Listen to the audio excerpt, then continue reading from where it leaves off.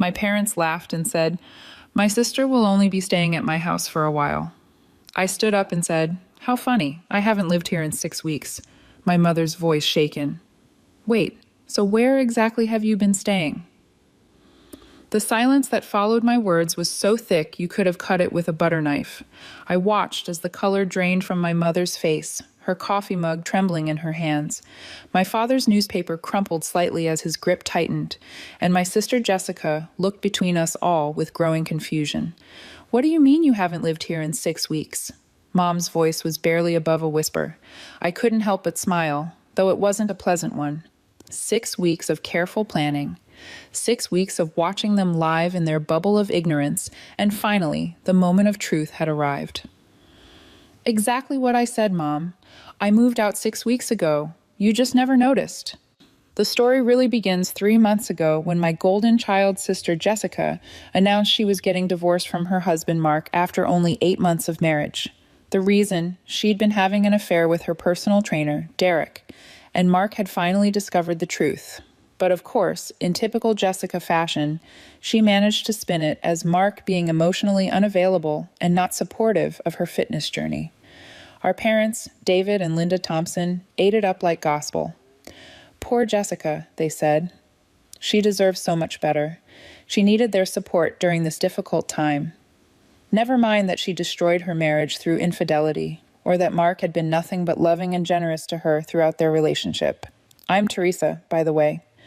The older daughter, the responsible one, the one who'd been living in the family home at 26 to help with the mortgage payments after Dad's construction business took a hit during the pandemic. I'd been paying $1,500 a month in rent to my own parents, plus helping with groceries and utilities.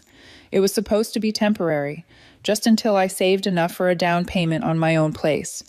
But when Jessica's marriage imploded, suddenly my temporary arrangement became a problem. "Teresa, honey," Mom had said that fateful day 3 months ago, "Jessica is going through such a hard time. She needs to come home for a while to get back on her feet." "Okay," I'd replied, looking up from my laptop where I was working on my graphic design projects. "The guest room is available." Mom shifted uncomfortably. "Well, actually, Jessica has so much stuff, and you know how small that guest room is. Plus, she'll need the privacy to heal from this trauma." My stomach dropped. "Are you asking me to give up my room?" "It's just temporary, sweetheart. Maybe you could take the guest room for a few weeks." A few weeks turned into a month and then 2 months.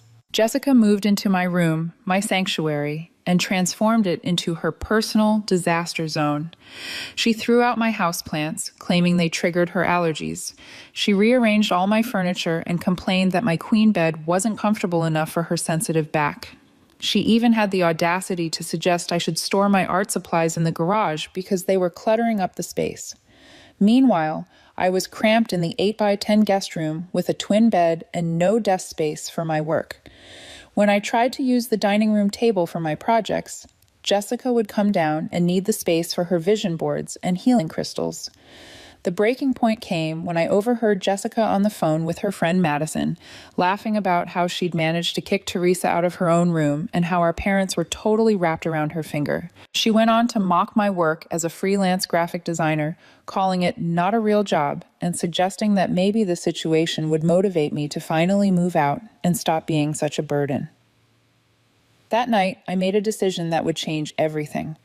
I started looking for apartments immediately, but I didn't tell my family. Instead, I began documenting everything.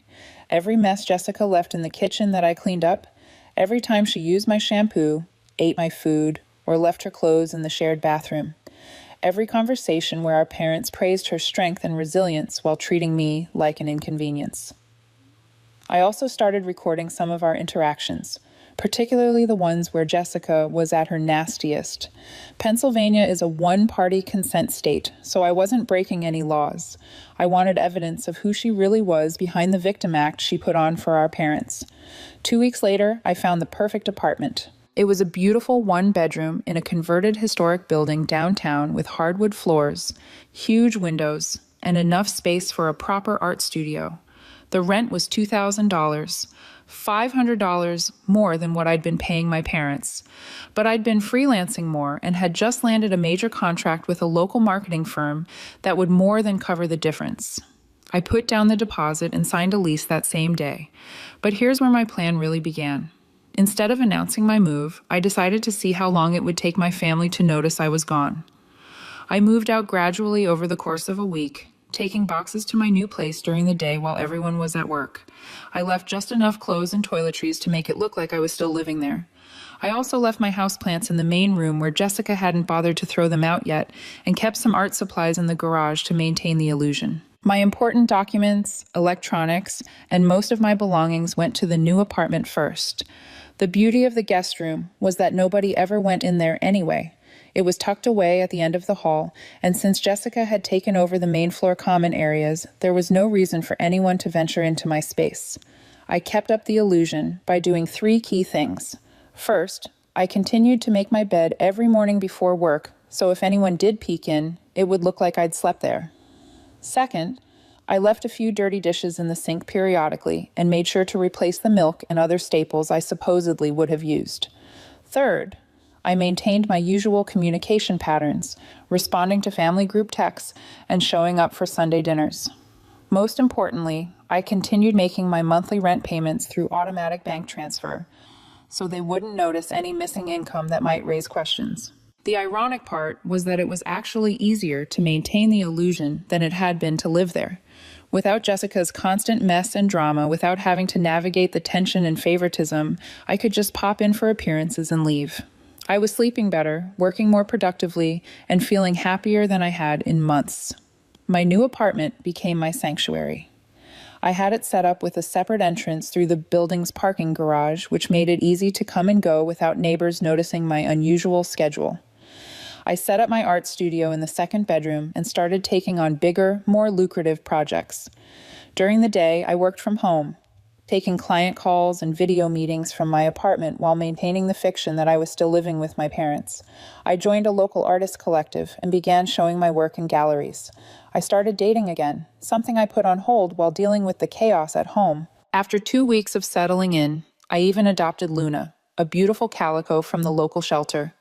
Something I never could have done while living with Jessica, who claimed to be allergic to everything.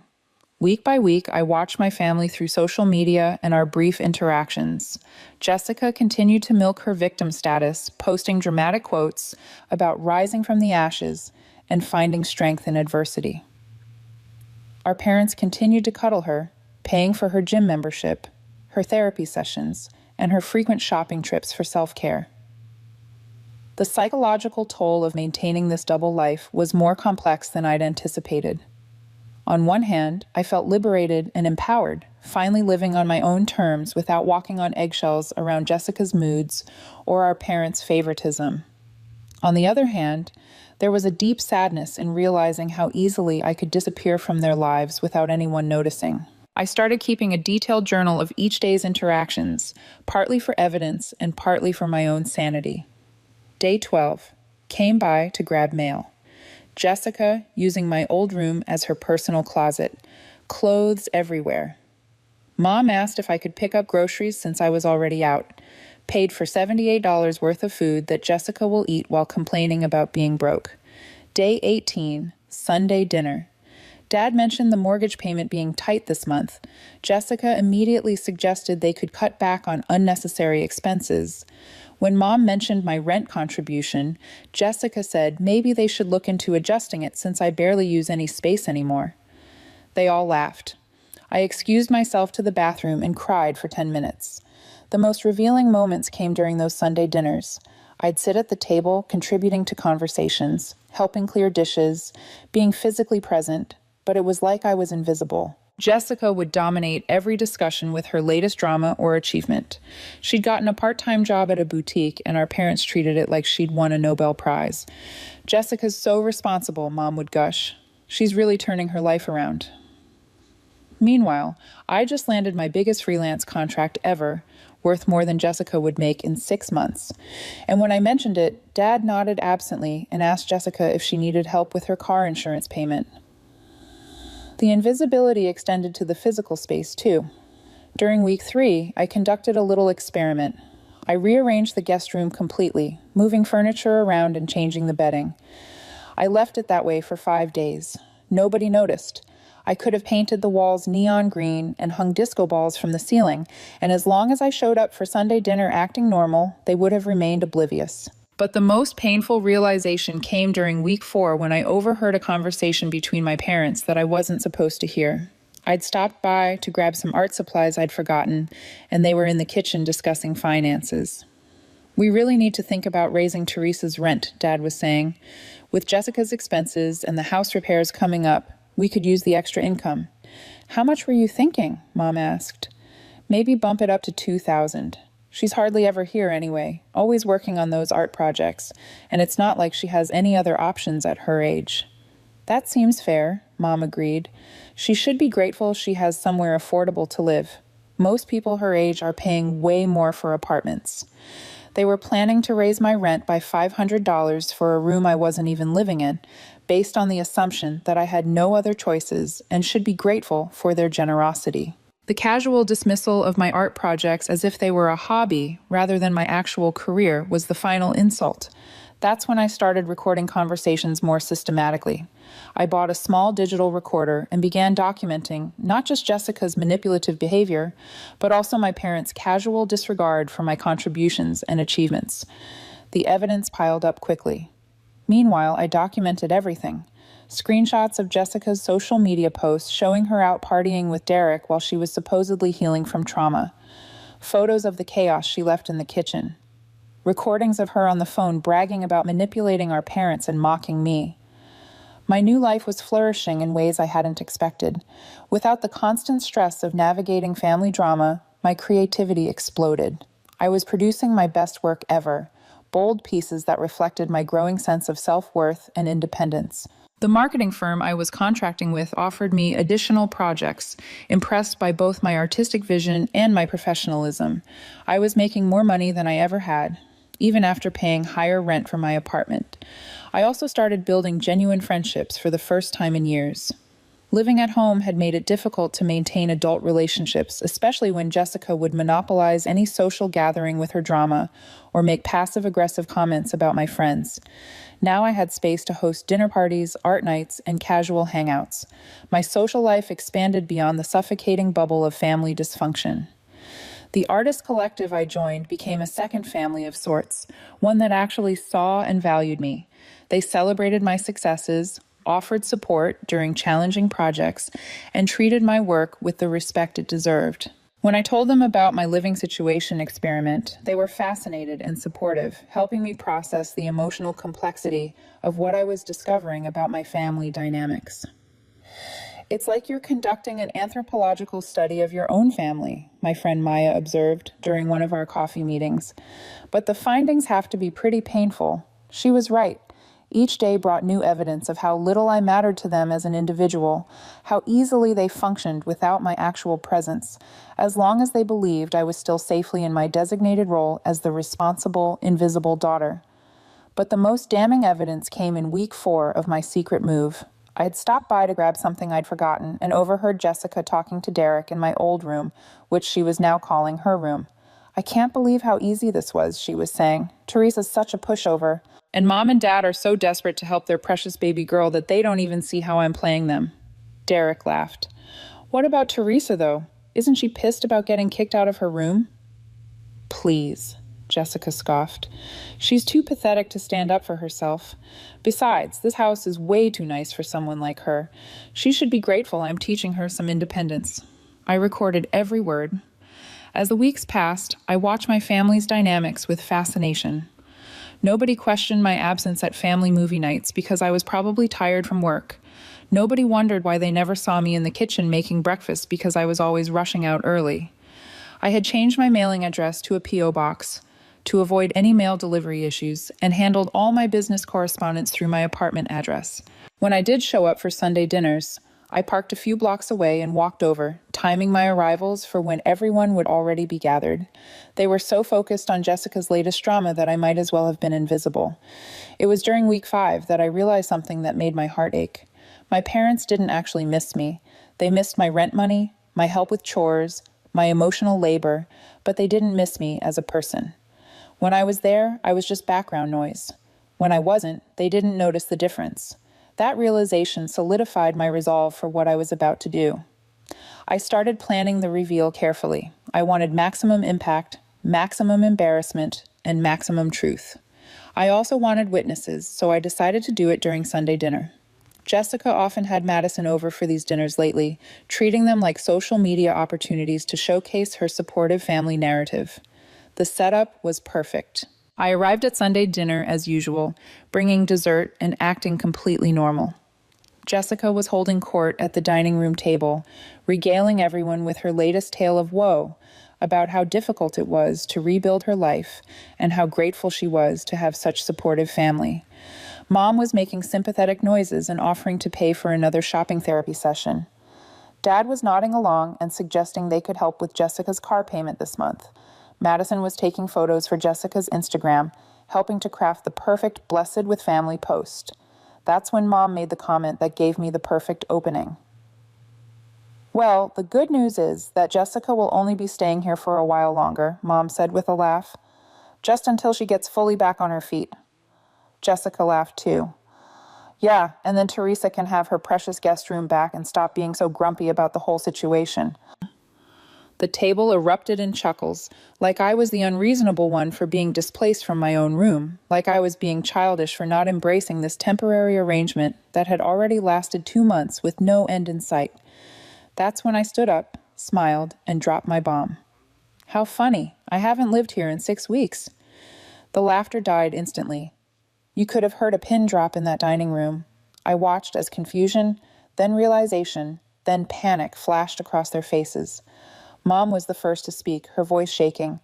Wait, so where exactly have you been staying? I pulled out my phone and showed them photos of my apartment. My beautiful, organized, peaceful apartment with my art studio and my cat and my actual life. I moved out 6 weeks ago, I said calmly. I have a gorgeous 1-bedroom downtown. Luna and I are very happy there. Luna? Dad asked weakly. My cat. The one I could never have here because Jessica is allergic to everything except drama and manipulation. Jessica's face was turning red. You moved out without telling us? That's so selfish, Teresa. What if we needed you? I laughed. Actually laughed. Needed me for what, Jessica? You took over my room. You dismissed my work. You mocked me to your friends. And you celebrated kicking me out of my own space. What exactly did you need me for? That's not, I never, Jessica started to stammer. Oh, but you did. I pulled out my phone again and played the recording of her conversation with Derek. Her voice filled the dining room clear as day, talking about how easy it was to manipulate our parents and how pathetic I was for not standing up for myself. The silence that followed was deafening. Madison looked like she wanted to disappear into the floor. Dad was staring at Jessica like he'd never seen her before. Mom's face was cycling through about 12 different emotions. Teresa, Mom finally said, why didn't you tell us you were moving out? Because I wanted to see how long it would take you to notice, I said simply. The answer is 6 weeks. 6 weeks of family dinners, group texts, and Sunday visits, and none of you realized I wasn't actually living here anymore. But your room, Dad started. You mean the guest room I was banished to? The one nobody ever goes into? Yeah, it's not that hard to make a bed look slept in when you're only maintaining appearances.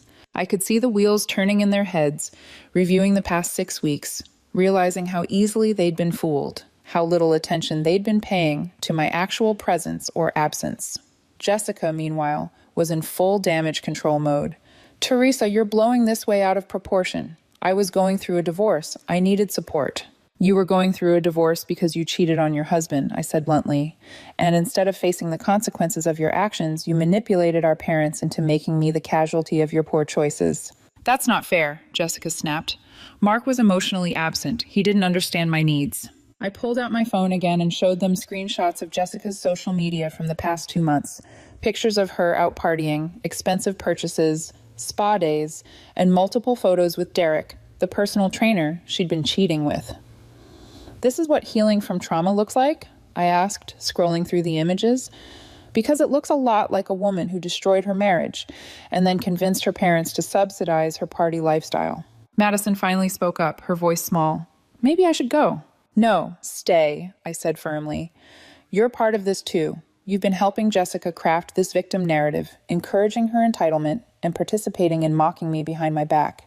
You should witness the consequences.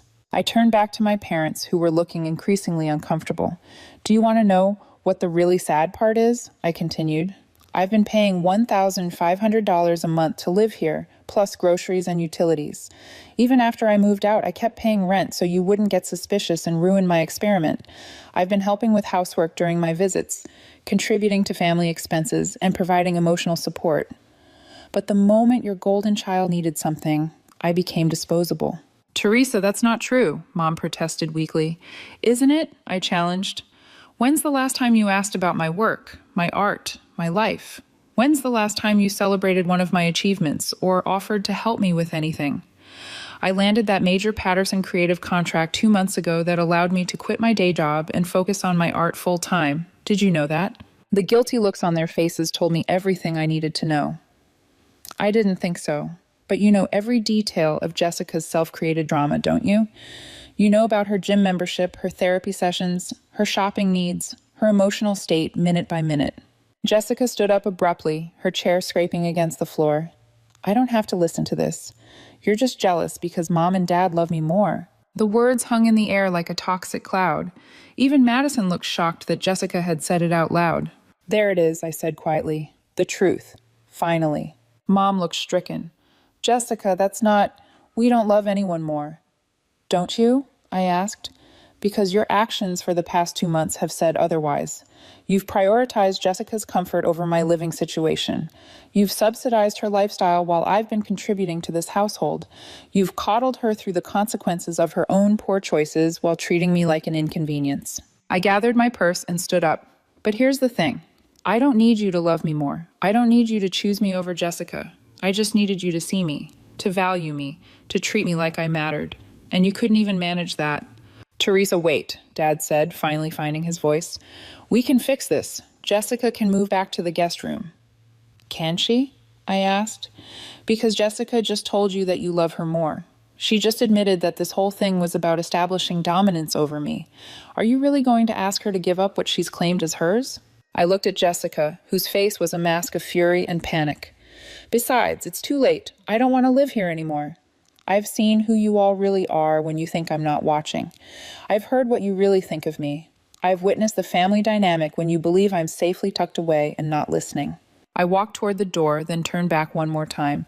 Oh, and Mom, Dad, since Jessica just publicly admitted that you love her more, and since you were planning to raise my rent to $2,000 anyway for a room I haven't slept in for 6 weeks, I assume this makes everything easier for everyone. You get Jessica's happiness, and I get my independence. The financial implication hit them like a slap. $1,500 a month gone, plus my contributions to groceries and utilities. I could see Dad doing the mental math, realizing how much my absence was going to cost them. And Jessica, I said, looking directly at my sister, enjoy explaining to Derek why you're back to living with Mommy and Daddy.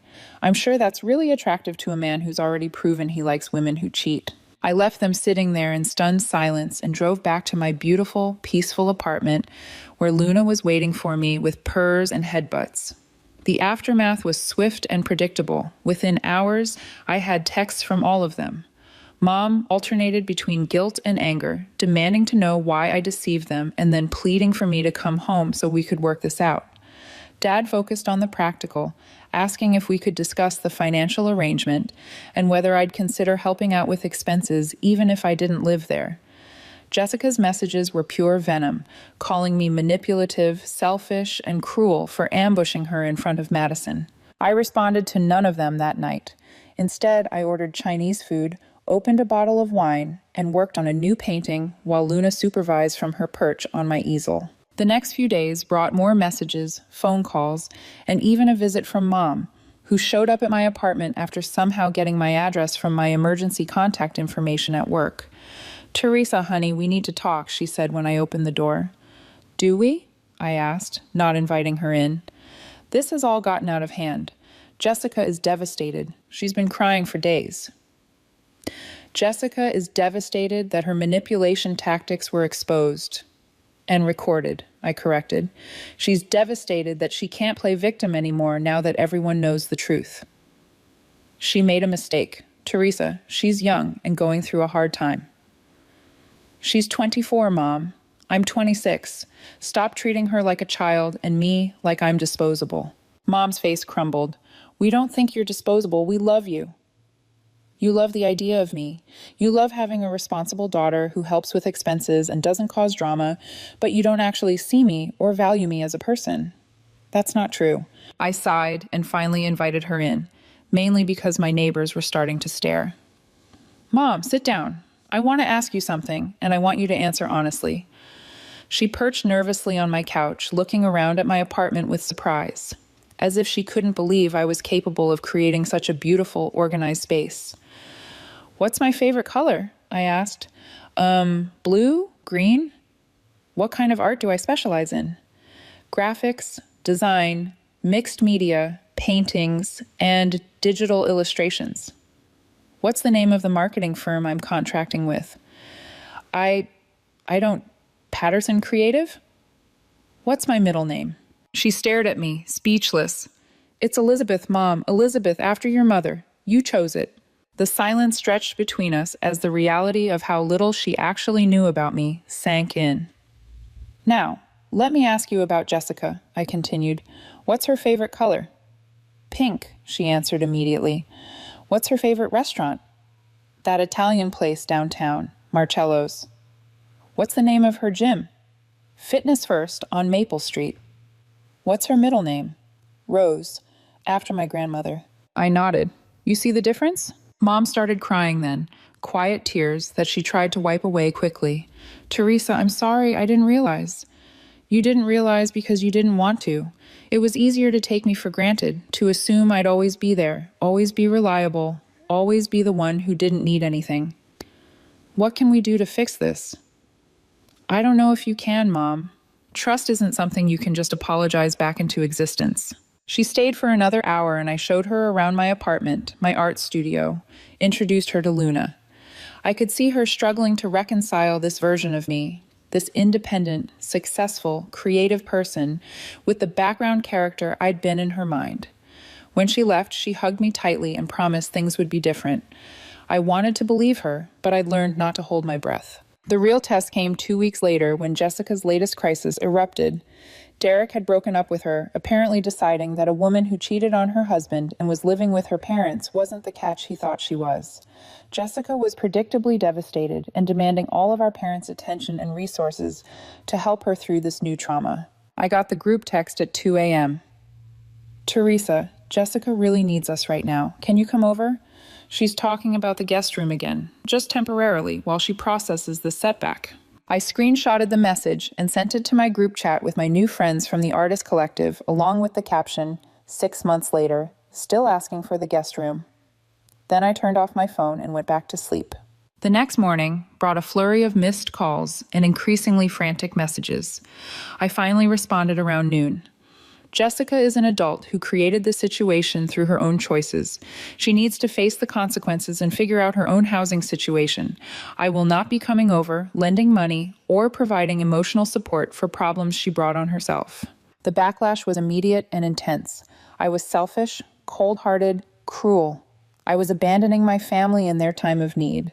I was holding grudges and being vindictive, but I held firm, and something interesting happened. Without me there to serve as Jessica's safety net and our parents' scapegoat, the family dynamic began to shift. Dad started asking harder questions about Jessica's choices and her plans for independence. Mom began to see through some of Jessica's manipulation tactics without me there to absorb the manipulation meant for me. Most importantly, they started reaching out to me as a person rather than as a resource. Mom asked about my art and actually listened to my answers. Dad inquired about my business and offered to help me network through his construction contacts who might need design work. It wasn't perfect and it wasn't immediate, but slowly, gradually, they began to see me. 6 months after my dramatic revelation dinner, I had my first solo art show at a local gallery. I sent my family an invitation, not sure if they'd come. They all showed up. Even Jessica, looking subdued and genuinely remorseful for the first time in memory. Your work is incredible, Jessica said quietly, standing in front of my favorite piece, a mixed media painting about invisible women becoming visible.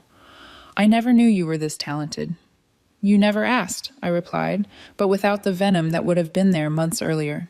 Teresa, she continued, I owe you an apology, a real one. I was selfish and manipulative, and I treated you terribly. I convinced myself that you were stronger than me, that you didn't need support like I did, but really, I was just taking advantage of your kindness. I studied her face, looking for signs of manipulation, but she seemed genuine. I've been in actual therapy, she added. Not the kind where I complain about everyone else being the problem, but the kind where I have to look at my own behavior. It's been enlightening. I'm glad you're getting help, I said carefully. I'm also getting my own apartment next month. I've been working 2 jobs and saving up. No more living with mom and dad. No more expecting everyone else to solve my problems. I nodded, impressed despite myself. The evening was a success. I sold 3 paintings, including the one Jessica had been admiring. My parents bought it and asked if they could hang it in the living room. Are you sure you want a constant reminder of how you made one daughter invisible? I asked. We want a constant reminder of how incredible you are, Mom replied, and how lucky we are that you're still willing to be part of this family. It's been a year now since my dramatic dinner revelation. The family dynamics have changed permanently, and while things aren't perfect, they're honest in a way they never were before. Jessica is thriving in her own apartment and her new job at a nonprofit.